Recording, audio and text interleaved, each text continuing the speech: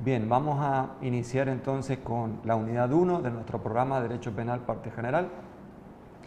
En el programa 1 tenemos 4 puntos diferentes y el primero de ellos se refiere al concepto del derecho penal, las distintas acepciones, el cuadro de las ciencias penales, es decir, esto significa cómo se ubica nuestra materia. Entonces vamos a empezar aclarando qué es lo que estudiamos cuando decimos derecho penal. Nuestra materia está ubicada en lo que se llama en general el cuadro de las ciencias penales. Es decir, las ciencias penales son distintas disciplinas vinculadas al derecho penal y ahí vamos a distinguir entre las ciencias normativas y las ciencias no normativas, como vemos en esta presentación de PowerPoint.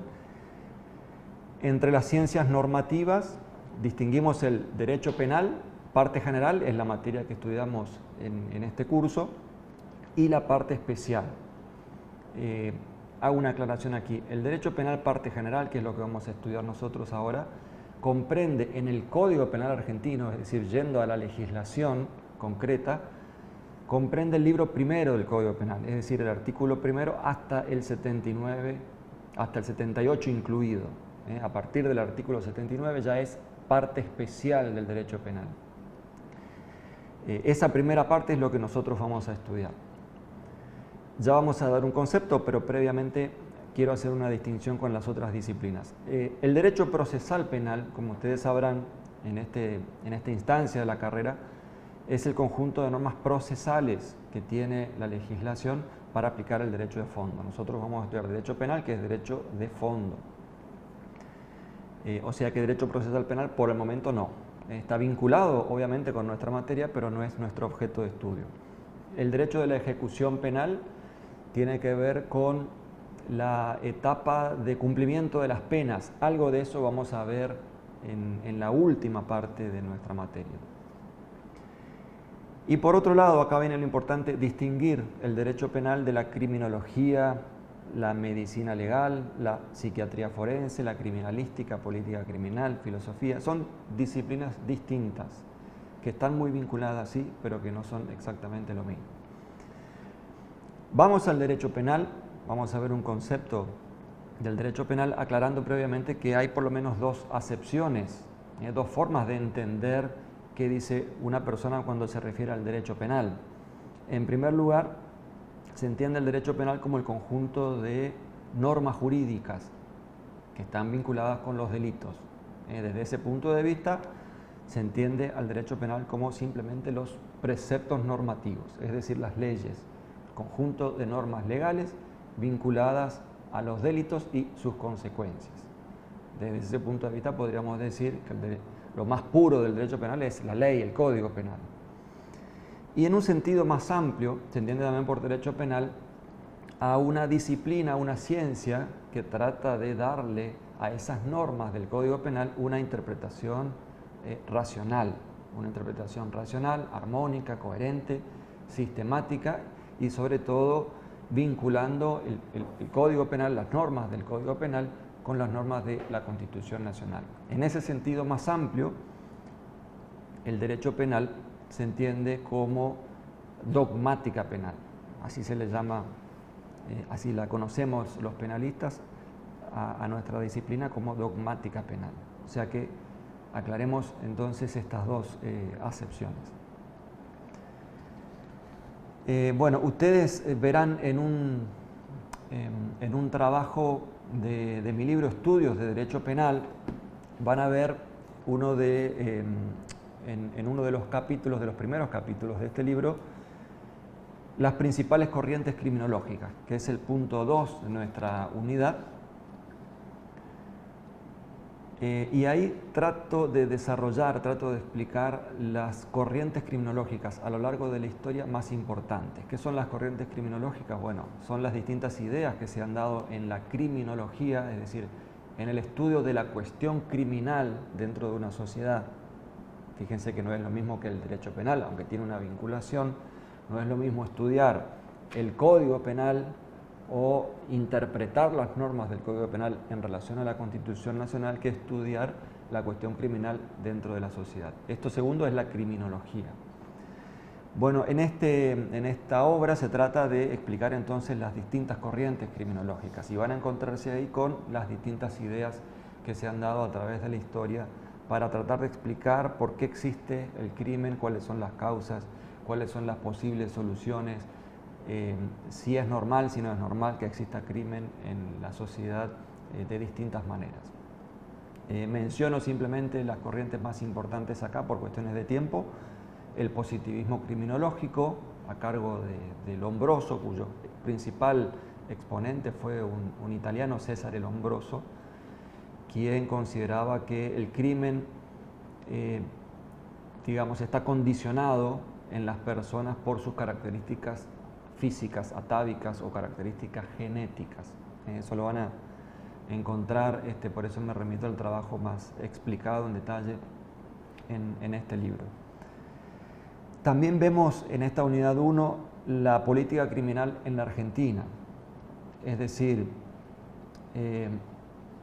cómo se piensa la cuestión criminal para legislar el tema en el Código Penal y hacer modificaciones. Voy a tratar de hacer un resumen en este espacio. El problema es el siguiente: nuestro Código Penal tiene prácticamente 100 años. El Código Penal argentino, de 1920 aproximadamente, ya está por cumplir 100 años prácticamente. A lo largo de esos 100 años ha tenido muchísimas modificaciones, y ninguna de esas modificaciones, o muy pocas tal vez, han sido pensadas de manera racional, sistemática y de forma integral. Lo que tuvimos en el Código Penal fueron reformas muy específicas y llevadas adelante por los políticos, los encargados de la política criminal, es decir, básicamente los legisladores nacionales, a lo largo de la historia, de una manera bastante irresponsable. ¿Por qué? Porque esas reformas no consideraron la sistemática general de nuestro código, de nuestra legislación penal.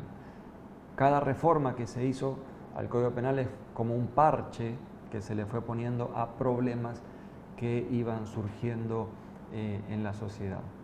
Entonces hoy día tenemos un Código Penal con una cantidad de reformas parciales y necesitamos, es imprescindible una reforma integral del Código Penal. No es que no hubo intención, hubo muchas intenciones de reformar, sobre todo en los últimos años, el Código Penal argentino y darle una mayor coherencia, una mayor vinculación con los principios constitucionales, pero bueno, lamentablemente solo quedaron en proyectos. Van a encontrar en este libro, Estudios de Derecho Penal, otro artículo titulado Populismo y medios de prensa. En ese artículo está explicado, creo, de manera bastante clara y con muchos ejemplos, las incoherencias que tiene actualmente nuestro Código Penal. En el punto 3 de la unidad 1 van a encontrar las teorías de la pena, es decir, los intentos por explicar cuál es el sentido de la imposición de una pena, es decir, por qué el derecho penal reacciona ante un delito llevando a una persona a la prisión. Para pensar en esta cuestión de las distintas teorías que hay sobre la pena, hay que tener en cuenta que el derecho penal, a diferencia de otras ramas jurídicas, por ejemplo, a diferencia del derecho civil o del derecho comercial, el derecho penal no es reparador. Es imposible que el Código Penal o que el derecho penal en general pueda reparar el daño ocasionado por un delito. Imagínense que si hablamos de un homicidio, por ejemplo, no podemos resucitar al muerto, ni el Código Penal ni nadie. Entonces, el gran dilema que tiene el derecho penal es ¿para qué sirve la pena?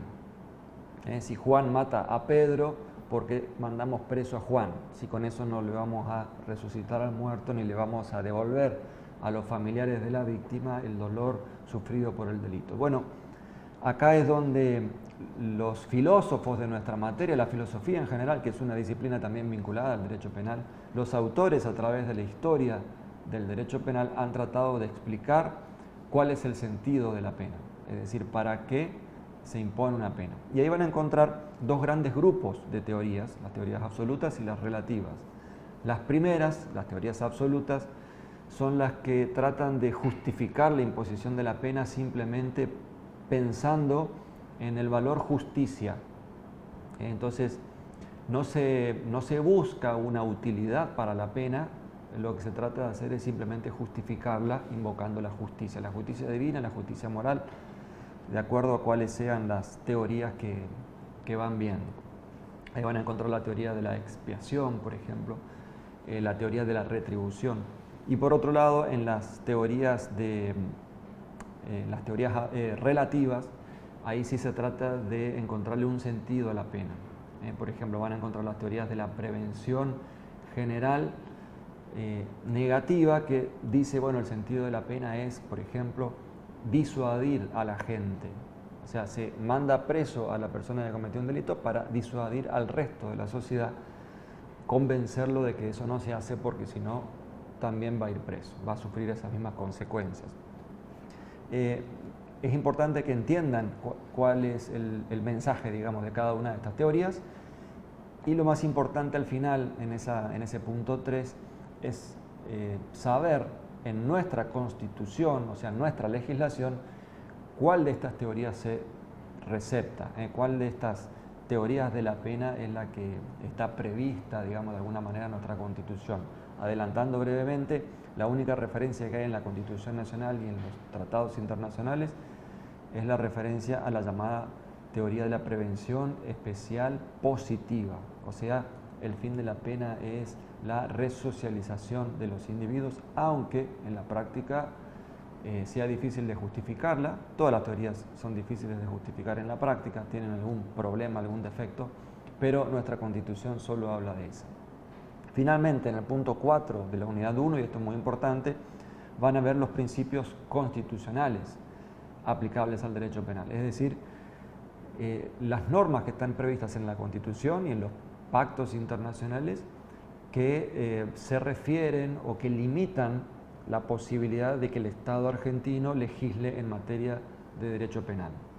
Entonces van a ver principio de lesividad, principio de culpabilidad, principio de culpabilidad. ¿Qué significa eso? Bueno, son todas limitaciones impuestas por la Constitución y que le dicen al legislador que no puede crear delitos o crear penas, modificar penas para los delitos, como se les ocurra, a su antojo. No, hay limitaciones. Los límites que marcan la Constitución tienen que ver con estos principios. Por ejemplo, solo por enumerar el primero de ellos, el principio de lesividad, que surge del artículo 19 de la Constitución Nacional, dice: las acciones privadas de los hombres que no ofendan a terceros ni a la moral pública están exentas de la autoridad de los magistrados, solo reservadas a Dios. ¿Qué significa eso? Para el legislador ese es un límite muy importante.